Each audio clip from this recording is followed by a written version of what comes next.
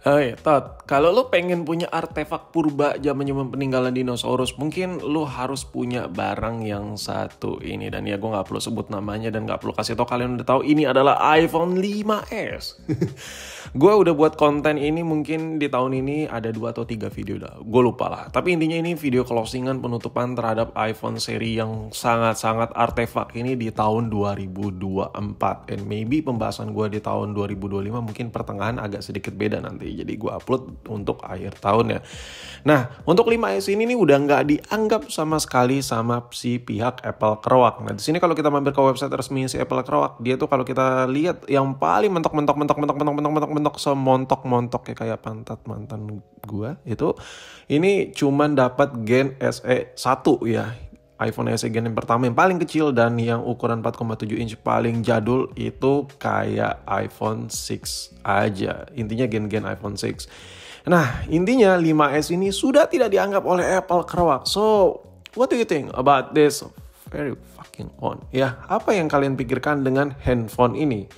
I don't know kalau lu naik ke gua, tapi bagi sebagian orang di luaran sana masih lumayan hunter iPhone gen kecil yang satu ini. And this is the most important question. Apakah masih layak pakai atau tidak, Bang? Ya, wah jelas lah. Jelas tidak. Tapi kenapa lu bikin kontennya? Karena ya lumayan banyak yang hunting ya. Kan kebetulan gue juga ada beberapa stok, gue juga jual. Itu lumayan banyak yang nanya dan gue juga bingung. Lalu untuk apa? Ya jawabannya untuk multimedia aja nih HP ya. Gue bisa jawab untuk multimedia. Contohnya kayak lu kayak pengen scrolling tipis-tipis di browser atau dengerin musik, nonton video ringan-ringan.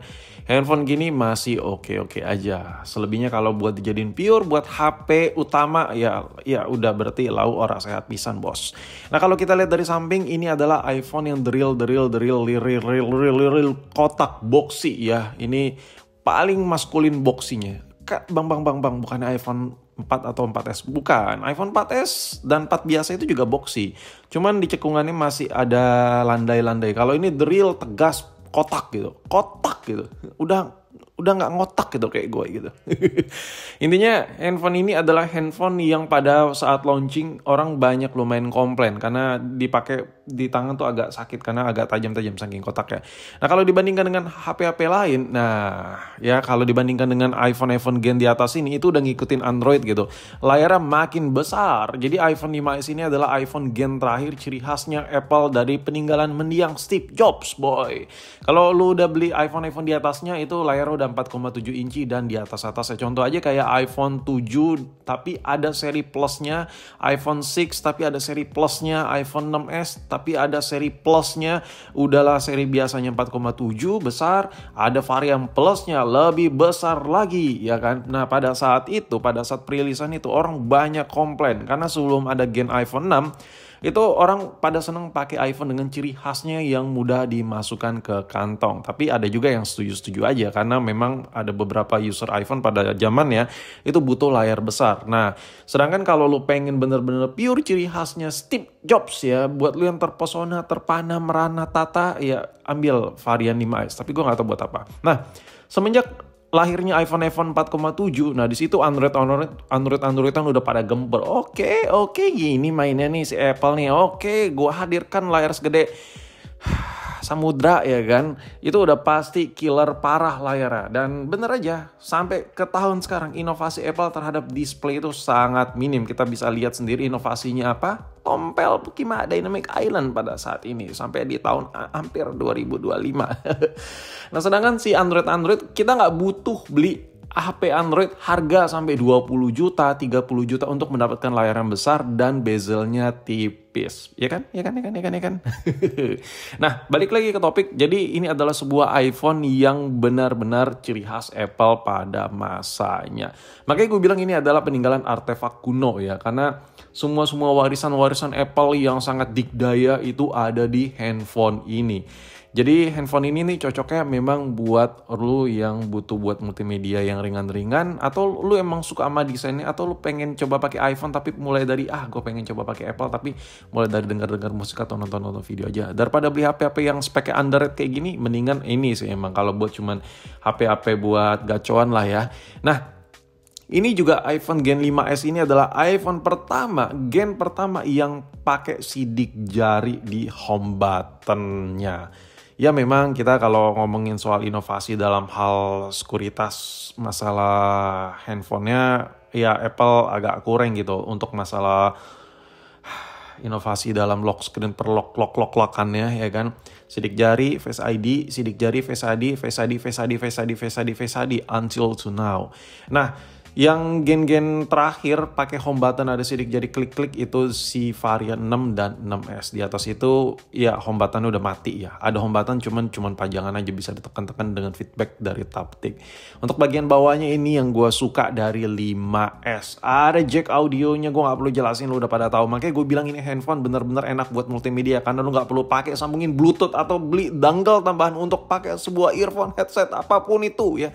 Tinggal colok kayak gue biasa lah. Kalau ya udah megang LC pasti nyolok ya kan. Nah ini yang gue suka juga, tombol powernya ada di posisi atas. Gue yakin buat lu yang user iPhone yang kekinian, yang dulu nggak pernah pakai iPhone, pasti lu apa sih untungnya tombol power di atas? Beda bos ya. Tombol power iPhone tuh sekarang ada di sebelah kanan kalau kita lagi pakai HP-nya. Yang which is itu kalau kita kadang mau sleep handphone ya, kalau tekan sama tombol volume berbarengan, bukannya matiin HP atau bukan yang sleep HP, malah screenshot ya. Dan ini terjadi kalau gue lagi buru-buru. Dan alhasil ya, galeri foto gue banyak bekasan screenshot yang tidak jelas karena cuman pengen nge-lock HP-nya aja. Jadi tombol power di atas tuh good job banget pada masanya. Apple tuh mikirin banget lah, bukan sekedar nanino neno. Lalu kenapa tombol power dipindahin bang ke samping? Iya kalau di atas agak sulit dijangkau, tapi serba salah juga. Tapi ya udahlah gitulah intinya. Nah balik lagi ke 5S ya, handphone ini tuh kalau digenggam seperti apa sih ukurannya buat lo penasaran? Kayak gini tuh, digenggam di tangan gue kayak gini. Ya tangan gue juga gak gede-gede amat, tapi gak kecil-kecil amat lah. Biasa lah, waktu SMA banyak nih tangan buat nampol orangnya. Geng-geng ketua-ketua yang tawuran pakai siram air keras, gue mah udah tekbal punya ya. Anti bacok, ya kan bisa terbang juga gue dulu pada masanya. Jadi gue kalau tawuran tuh bukan di garda depan, gue tawuran tuh terbang di atas. Nah, untuk displaynya kayak gimana? Kalau lo pengen ngerasain displaynya ya sama aja kayak iPhone 5 biasa ya atau SE Gen pertama. Jadi kalau lo yang lagi pakai iPhone SE Gen pertama ya sama aja lo kayak pakai iPhone 5S versi upgrade-nya. Oh iya, Bang, spek 5S kayak gimana Bang? Kalau dibandingkan sama HP lain speknya kayak gimana Bang kira-kira beda? Ada di deskripsi gue taruh atau perbandingan spek-spekannya. Jadi intinya kesimpulan gue di tahun 2024 akhir 5S ini ya udah jadi artefak lah ya. Buat lu yang bermimpi untuk beli 5S untuk dipakai daily, bisa buat kerja, ngedit, main game ya, dan banyak hal ya. Mendingan lu main setrika-setrikaan aja deh ya. Lu main setrika-setrikaan aja yang udah ketahuan panasnya ya. Jadi kesimpulan gue di tahun 2024 akhir kalau lu beli iPhone 5S ini ya cuman sekedar buat HP lucu-lucuan, HP gacu-gacuan atau koleksi atau apapun itu ya. Kalau lu yang penasaran sama spek-speknya di deskripsi detailnya gue taruh.